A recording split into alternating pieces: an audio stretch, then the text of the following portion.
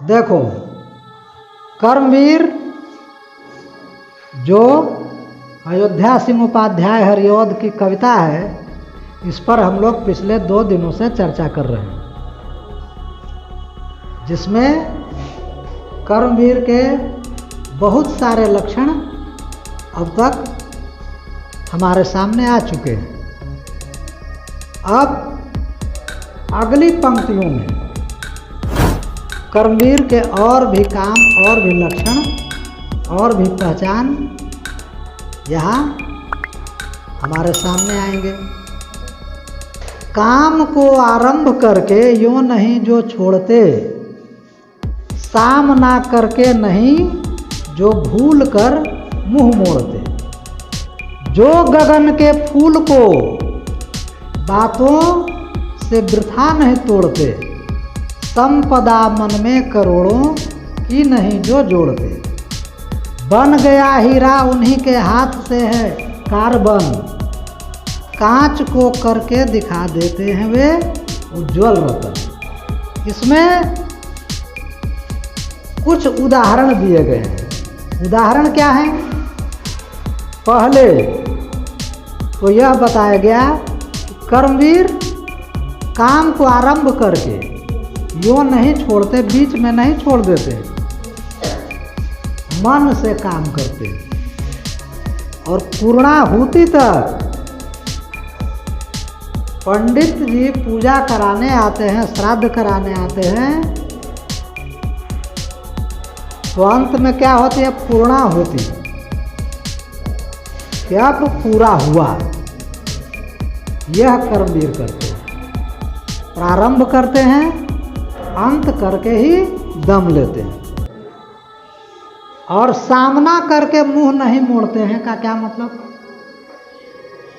जो सामने है समस्या, संकट, कार्य, उनको पूरा करते समय जी नहीं चुराते हैं, Also press उनसे this bell भागते icon. नहीं। काम कठिन समझ करके भाग खड़े हुए, यह पहले भी बताया गया है कवि के द्वारा, फिर बताया गया, पुष्ट किया गया। गगन के फूल, गगन मतलब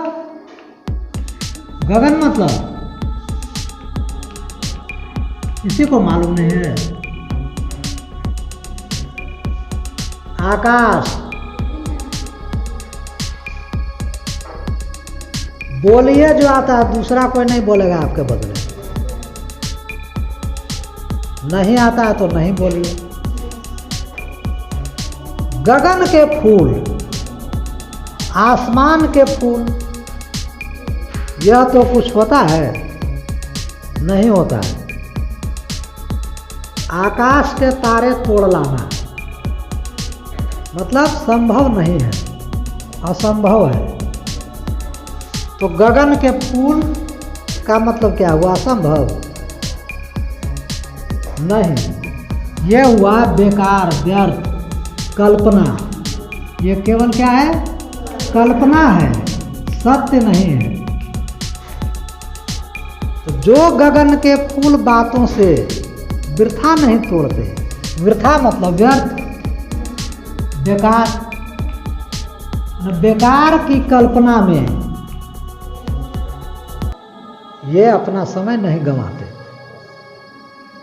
हकीकत में क्या है, वास्तविकता क्या है, इससे ही मतलब होता है कर्मवीर को।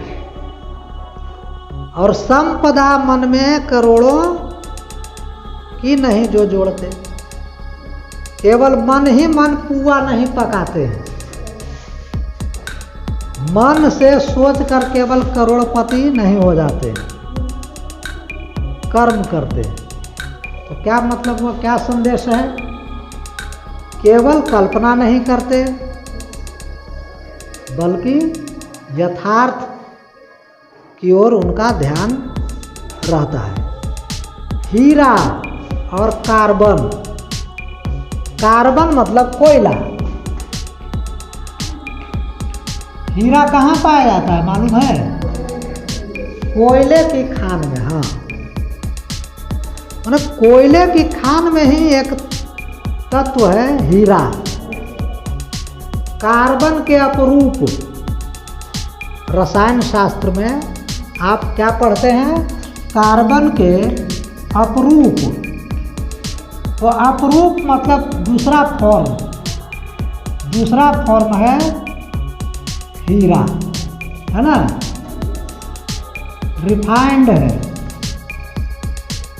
तराशा हुआ, परिष्कृत किया हुआ। ये काम कौन करते हैं? कर्मवीर।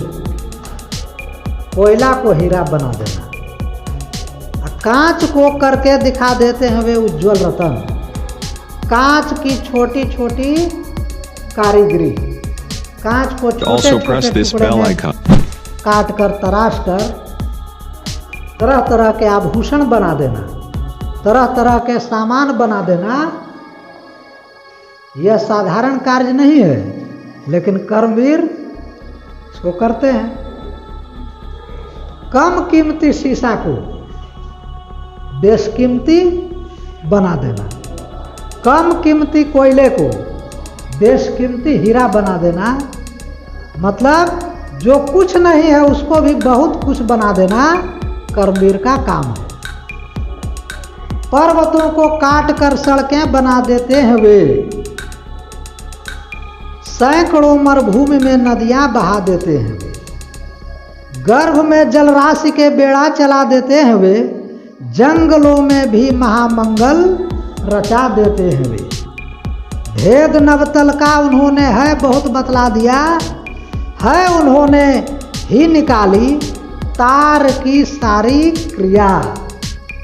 इसमें कुछ महापुरुषों के कार्य की ओर संकेत है। ऐसे उदाहरण पूरी दुनिया में आसानी से मिल जाते हैं।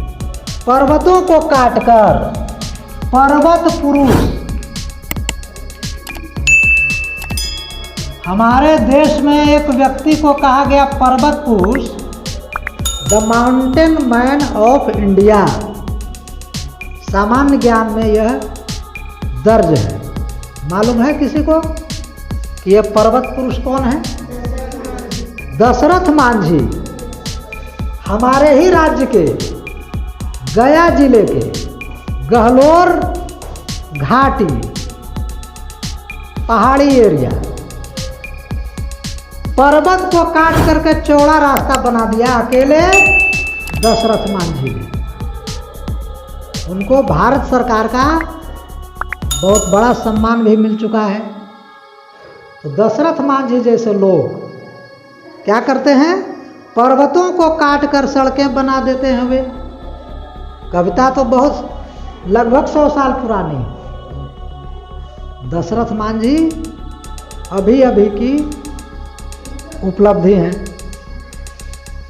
तो ये हर काल में मिलते हैं कर्मवीर, पहले पढ़ चुके हैं। इस काल में हम लोगों को दशरथ मांझी जैसे कर्मवीर मिले। और क्या है? सैकड़ों मरुभूमि में, तो ये दशरथ मांझी जैसे कर्मवीर।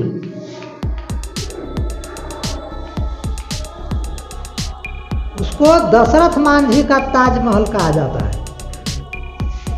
जैसे शाहजहां बादशाह था, उसके पास सामर्थ्य थी, दशरथ मांझी के पास सामर्थ्य नहीं थी, ये बादशाह नहीं थी। अपनी पत्नी के कष्ट को ही देखकर इन्होंने यह काम किया। यह उनका ताजमहल है, लेकिन सबके काम आया।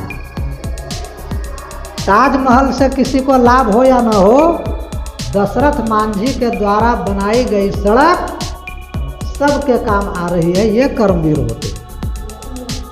सैकड़ों मरुभूमि में नदियां बहा देते हैं वे। एक और सज्जन है हमारे देश में, उनका नाम है Rajendra Singh. Also press this bell उनको icon. पानी वाला बाबा के नाम से लोग पुकारते हैं।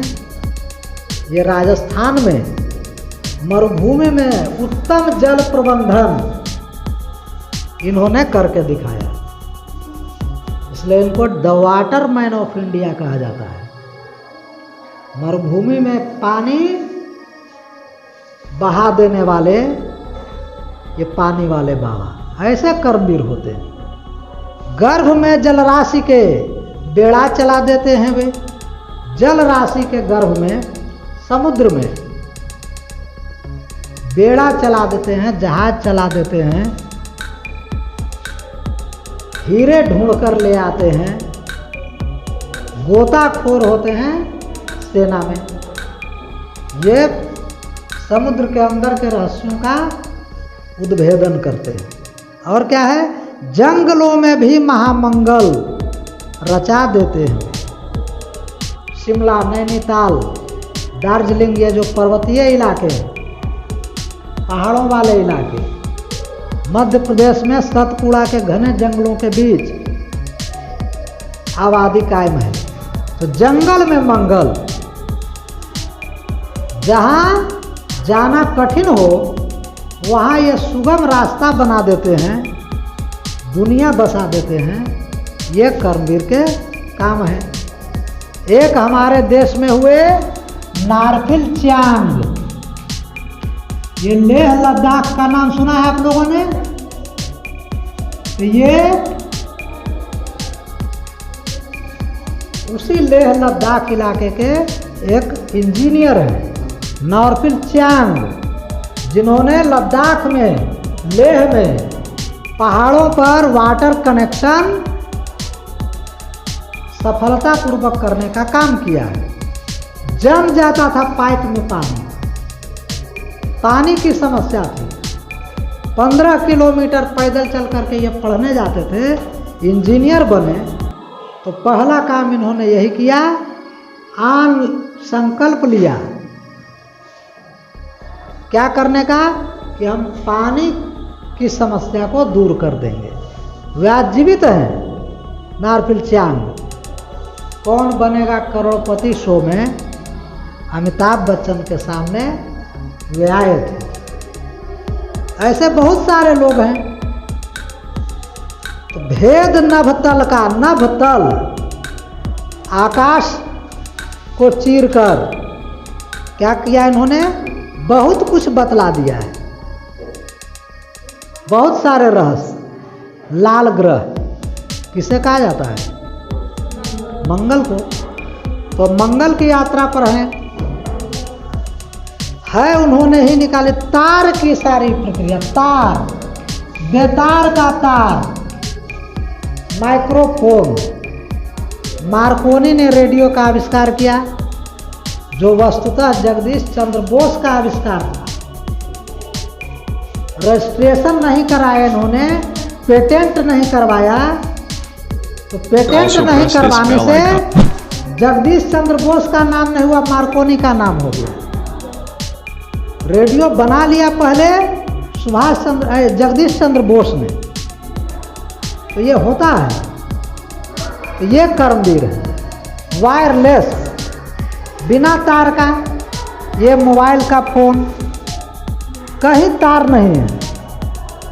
लेकिन हम लोग, हाँ हेलो, मैं ट्रंप बोल रहा हूँ, है ना। अमेरिका का आदमी पल भर में हमसे संपर्क में आ जाता है। यह कमाल है कर्मवीरों का। कार्यस्थल को वे कभी नहीं पूछते वह है कहाँ, कहाँ जाना है, यह सवाल नहीं पूछते। जैसे मिलिट्री वाले कभी अपने अफसर से यह नहीं पूछते हैं कि कहाँ जाना है और क्यों जाना है, क्यों जाएं हम, कहाँ जाएंगे हम, मना है पूछना। तो कर्मवीर ये नहीं पूछते हैं, समझ गए। कर्मवीर नहीं पूछते हैं कि कहाँ जाना है, मतलब स्थान से उनको कोई समस्या नहीं है। वे कहीं काम करने को तैयार है। कर दिखाते हैं, असंभव को भी संभव है, यहाँ असंभव को संभव बना देना। पहले भी हम लोग पढ़ चुके हैं, पहले भी कवि कह चुके हैं कि असंभव को संभव करना कर्मवीर का काम है। उलझने आकर उन्हें पड़ती हैं जितनी ही जहां, जितनी उलझने हो, जितने संकट हो, कर्मवीर उसका सामना करते हैं। वे दिखाते हैं नया उत्साह उतना ही वहाँ। हर नए काम को पूरे जोश के साथ करना यह कर्मवीर की निशानी है। डाल देते हैं विरोधी, डाल देते हैं विरोधी सैकड़ों ही अड़चने। पग बाधा दौड़ एक होती है, टांग में टांग फंसा के दौड़ना। एक दौड़ होती है जिसमें आगे अवरोध बना दिया जाता है, दीवार या बहुत सी चीज़, तो उसको जंप करके, उसको क्रॉस करके जो आगे जाता है वही सेलेक्ट होता है, वही इनाम पाता है। नौकरियों में भी है, फोर्स की नौकरियों में। तो ये पग बाधा, हमारे लिए पग बाधा कौन है? हमारे पड़ोसी हो सकते हैं, हमारे ग्रामीण हो सकते हैं। ये दुश्मन है हमारे काम के, हमारे दुश्मन नहीं है, हमारे काम से उनको परेशानी है। तो तरह तरह की अड़चने डालेंगे, पग बाधा दो। उसको देहात में बोलते हैं लंघी मार देना। लंघी मार देना मतलब पैर में पैर फंसा करके गिरा देना कि ये नहीं दौड़ पाए। नहीं रुकेंगे कर्मवीर, किसी के रोके नहीं रुकेंगे। लाख अड़चने आए, ये उन अड़चनों को पार करके क्या करते हैं? वे जगह से काम अपना ठीक करके ही टले। Also अपना press काम this bell icon. कर लेने के बाद ही वे टलेंगे। अटल, अटल बिहारी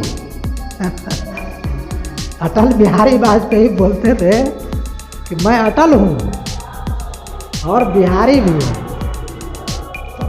मतलब हम डरने वाले नहीं, हम घबराने वाले नहीं, अटल भाव से काम करने वाले कर्मवीर कहलाते हैं। जो अडिग रहते हैं वे कर्मवीर कहलाते हैं। वीर तुम बढ़े चलो, धीर तुम बढ़े चलो, सामने पहाड़ हो सिंह की दहाड़ हो, तुम निडर हटो नहीं, तुम निडर।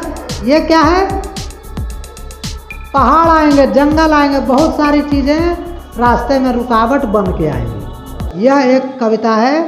दूसरी भाव यही है कि कर्मवीर नहीं घबराते हैं। सब तरह से आज जितने देश हैं फूले फले,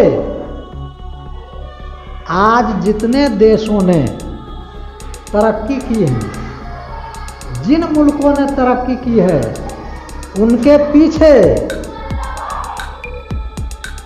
कर्म की ही प्रधानता रही है। बुद्धि विद्या धन विभव के हैं जहां डेरे डले,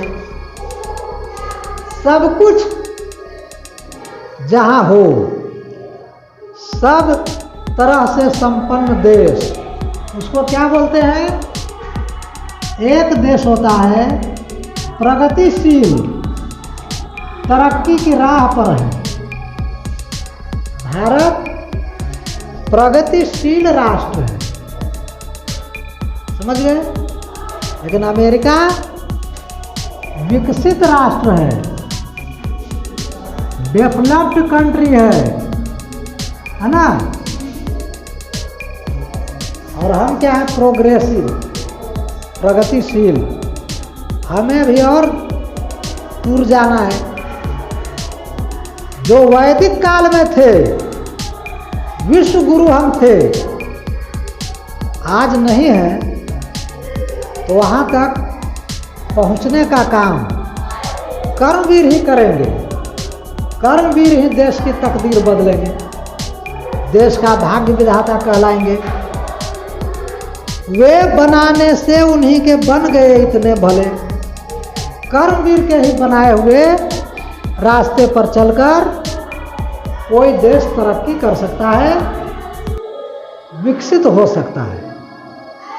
वे सभी है हाथ से ऐसे सपूतों के पले। सपूत कौन है? कर्मवीर। तो कर्मवीरों के हाथ से ही किसी देश की तकदीर लिखी जाएगी। लोग जब ऐसे समय पाकर जन्म लेंगे कभी 100, 200, 500, 1000 वर्षों के बाद, जब कोई ऐसा कर्मवीर पैदा होगा जो देश की Also press तरक्की this के बारे bell में icon. सोचता हो, देश की तरक्की के लिए काम करता हो, तन मन धन से अपने कर्म में विश्वास रखता हो, तब लोग क्या कहेंगे? देश की और जाति की होगी भलाई ही तभी देश की भलाई होगी। और जाति का मतलब कास्ट नहीं, जाति का मतलब यहाँ समाज से है, मानव समाज। मनुष्य की तरक्की कब होगी? जब मनुष्य कर्म की महत्ता को पहचान लेगा, कर्म की काबिलियत प्राप्त करके देश को, दुनिया को खुशहाली के रास्ते पर ले जाने का संकल्प लेगा, तभी यह दुनिया खूबसूरत होगी, है ना। दुनिया खूबसूरत है, हम खूबसूरत हैं, इसको और खूबसूरत बनाना है, यह कर्मवीरों का संकल्प होता है। और हमारा भी यही संकल्प होना चाहिए कि खुद सुंदर बनेंगे और दूसरों को सुंदर बनाएंगे। देश दुनिया सबकी परवाह करेंगे, अपने कर्म से, अपनी भुजाओं से, अपनी शक्ति से, अपनी योग्यता से देश दुनिया को लाभान्वित करेंगे, तभी हम कर्मवीर कहलाएंगे, तभी दुनिया हमें याद रखेगी। यह पाठ समाप्त हुआ। अब इसके जो प्रश्न हैं अभ्यास में, उनको आप करेंगे। पूरे सारांश रूप में कविता को एक जगह लिपिबद्ध करेंगे, एक जगह आप लिखेंगे कि कर्मवीरों के लक्षण क्या हैं, कर्मवीर क्या क्या करते हैं। कुछ महापुरुषों के नाम जो मैंने बताए हैं उनकी डॉक्यूमेंट्री देखिए, कहीं सर्च कीजिए सोशल मीडिया पर, यूट्यूब वगैरह पर, ये सब आपको मिलेंगे। राजेंद्र सिंह, नारफिल चांग, भगत सिंह, टैगोर, तिलक, सुकरात, अरस्तु, ईसा मसीह, ये सब मिलेंगे। आप इस कविता के आधार पर उनकी जीवनी को पढ़िए, उनके व्यक्तित्व को समझिए। बस आज इतना ही। धन्यवाद।